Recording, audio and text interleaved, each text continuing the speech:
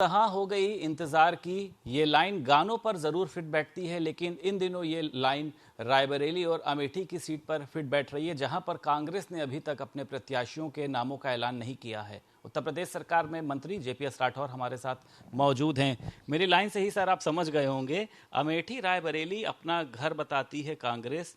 3 तारीख को अंतिम दिन है, अभी तक प्रत्याशी नदारद, गायब, लापता। अभी आपने कहा कि इंतहा हो गई इंतज़ार की। मुझे लगता है जब कांग्रेस के प्रत्याशी वहाँ से घोषित किए जाएंगे तो जनता उनसे कहेगी कि बड़ी देर कर दी हुजूर आते आते। तो तब तक खेल ख़त्म हो जाएगा।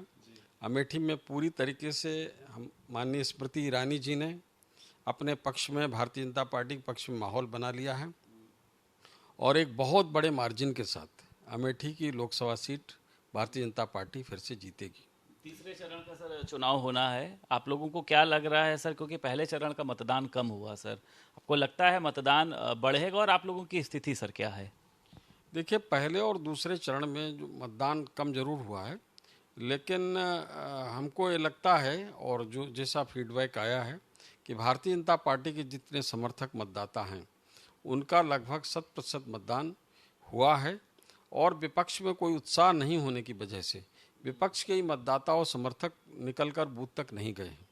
आगे तीसरे या चौथे चरण में हम इसको और ज़्यादा सही करने का प्रयास कर रहे हैं।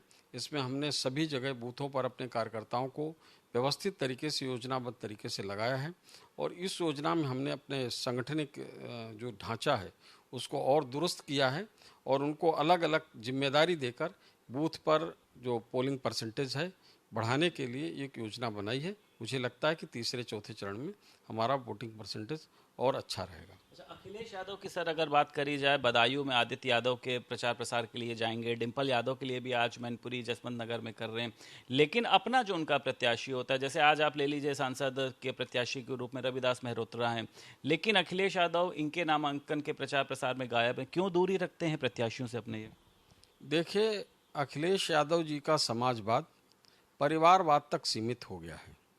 उनको दूसरे पार्टी के कार्यकर्ताओं की कोई चिंता नहीं है कि कोई जीते हारे क्या हो।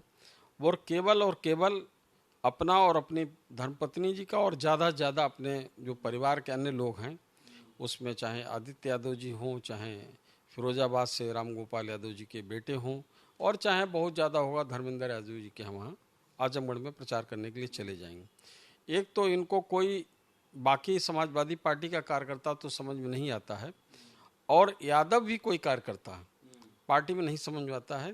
उनको अगर कोई समझ में आता है तो वो अपने परिवार के ही लोग समझ में आते हैं, जिनको राजनीति से कोई मतलब नहीं होता है, लेकिन वो जनता के ऊपर, कार्यकर्ताओं के ऊपर थोप दिए जाते हैं।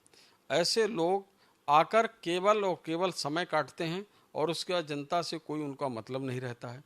फिर से समाजवादी पार्टी ने सिद्ध कर दिया है कि वो एक पूरी तरीके से परिवारवादी पार्टी है। उन्होंने कन्नौज से अखिलेश यादव जी, मैनपुरी से डिम्पल यादव जी, बदायूं से आदित्य यादव जी, फिरोजाबाद से राम गोपाल यादव जी के बेटे और अक्षय यादव जी, और आजमगढ़ से धर्मेंद्र यादव जी। पता ये सब लोग या तो उनके चचेरे भाई हैं या एक जगह पत्नी हैं। इस तरीके से पूरे परिवार के ही लोग उनका चुनाव लड़ रहे हैं। दूसरा, कहीं यादव का टिकट मिला हो वो भी मुझे तो याद नहीं आ रहा, हो सकता कहीं एक आध दे दिया हो। और आज जैसे आप कह रहे हैं कि तमाम अच्छे अच्छे उनके कार्यकर्ता हैं, उनको टिकट नहीं मिला। जिसको टिकट दिया और उसके बाद उसके नामांकन में नहीं गए, उसके यहाँ जनसभा करने नहीं जा रहे, उनको अपने हार की हताशा पहले ही घर कर गई है। वो समझ रहे हैं कि प्रत्याशी सब हमारे हारने वाले हैं, इसलिए इनके बीच में क्या जाना। अच्छा, राहुल गांधी की बात करी जाए, प्रियंका गांधी की बात करी जाए, लगातार ये लोग प्रधानमंत्री नरेंद्र मोदी के ऊपर हमलावर हैं। प्रियंका गांधी ने कहा उनकी जबान बहुत कच्ची है, राहुल गांधी भी तमाम तरीके के आरोप लगाते हैं, जबकि खुद पीएम ने कहा कि मोहब्बत की दुकान में वो नफरत का जहर बेच रहे हैं। तो पीएम पर हमले को आप किस तरीके से देखते हैं? देखिए, कांग्रेस पार्टी का ये दुर्भाग्य है कि वो सूरज की तरफ मुंह उठाकर थूकने के प्रयास करते हैं और उसके बाद वो उनके ही ऊपर गिरता है। तो इस तरह से उनकी माता श्रीमती सोनिया गांधी जी ने भी माननीय प्रधानमंत्री नरेंद्र मोदी जी को मौत का सौदागर कहा। इससे पहले उनकी बहन प्रियंका जी उनको एक शब्द से संबोधित पूर्व के चुनाव में कर चुकी हैं, जिसकी बहुत चर्चा हुई है।